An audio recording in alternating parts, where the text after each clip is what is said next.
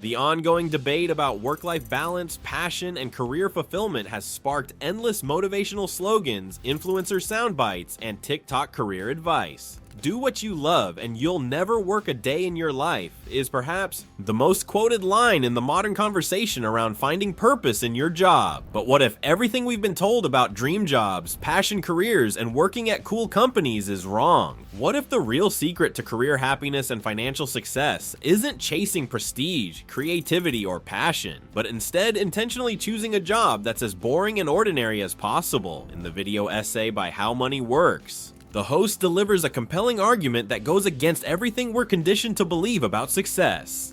Instead of urging us to follow our dreams or monetize our hobbies, he paints a portrait of the boring job as the most rational, reliable, and, ironically, fulfilling option out there. The video opens with a nostalgic nod to the 1999 cult classic Office Space, a film that's long served as a comedic critique of corporate monotony. But revisiting the movie in today's context, the host notices something interesting. Despite its cynical tone, the jobs portrayed in Office Space actually look pretty good compared to modern standards. Cubicles offered privacy, weekends were still sacred, the boss, despite being awful, still acknowledged that working on a Saturday was an inconvenience, not a baseline expectation. This realization sets the tone for what follows: a rejection of the romanticized career. Those supposed dream jobs in gaming, fashion, travel, or entertainment aren't all they're cracked up to be.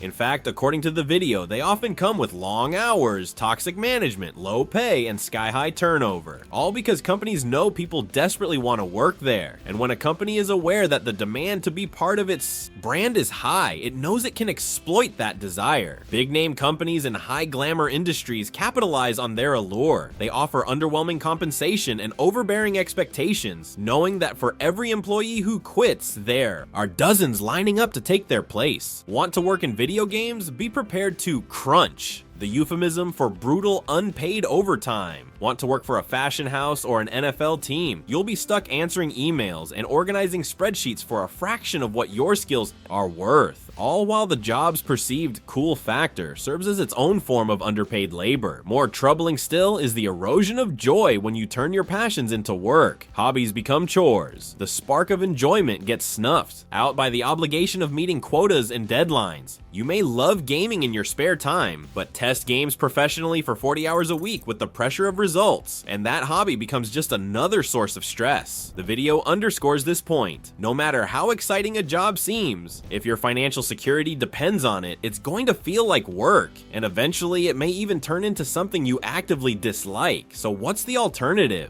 A boring job, that's right. A job so mundane and unglamorous that nobody dreams of doing it. A job that doesn't get your heart racing or feed your soul, but one that provides consistency, reasonable hours, and, most surprisingly, better compensation and career progression than the so-called dream gigs. The host makes the case that boring jobs at boring companies have a lot going for them. For one, they're easier to get into. They don't require grueling unpaid internships or 5 rounds of interviews testing your culture fit. These jobs fly under the radar of most people chasing clout or fulfillment, and because demand is lower, they can often afford to pay more to attract talent. He provides a few examples. In 2018, the median employee at Ford made over $64,000. At GM, the number was even higher, $77,849 by contrast.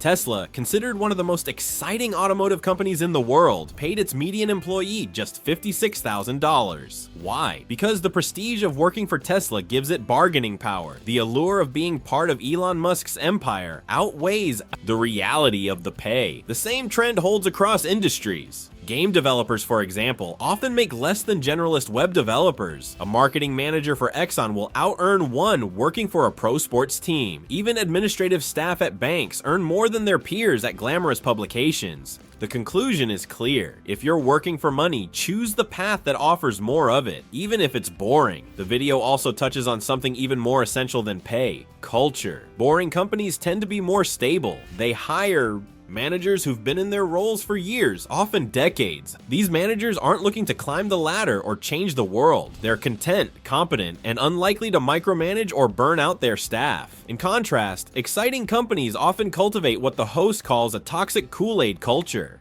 Everyone is drinking from the same delusional well, believing that their startup or project is going to revolutionize the world. This intensity breeds unrealistic expectations, emotional manipulation, and a culture that views burnout not as a problem, but as a badge of honor. Managers are often inexperienced, defensive, and under pressure to perform, which trickles down as hostility towards subordinates. He makes a particularly important point here. People don't quit jobs, they quit managers. A toxic manager can turn even the most interesting job into a waking nightmare. Meanwhile, a boring job under a calm, seasoned boss. That's a workplace you'll actually want to return to every day. The host goes on to describe how job security and predictability, often overlooked in today's gig-fueled hustle culture, are underrated virtues.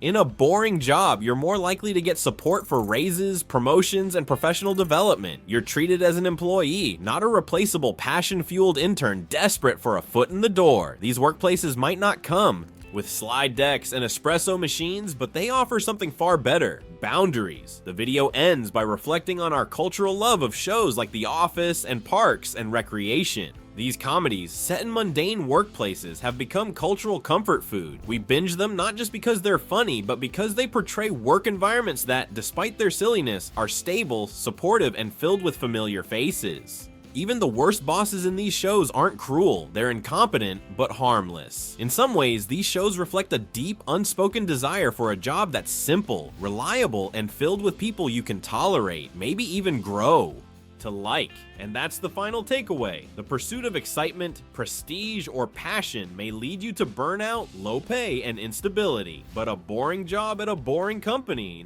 that might just give you the foundation to enjoy your life outside of work. The hobbies, the travel, the passion projects that actually stay fun because you're not relying on them to pay rent. In other words, maybe the real dream isn't a job you love. Maybe it's a job you don't hate, one that pays well, treats you fairly, and leaves you enough time and energy to live. Let us know in the comments. Do you agree with this unpopular opinion?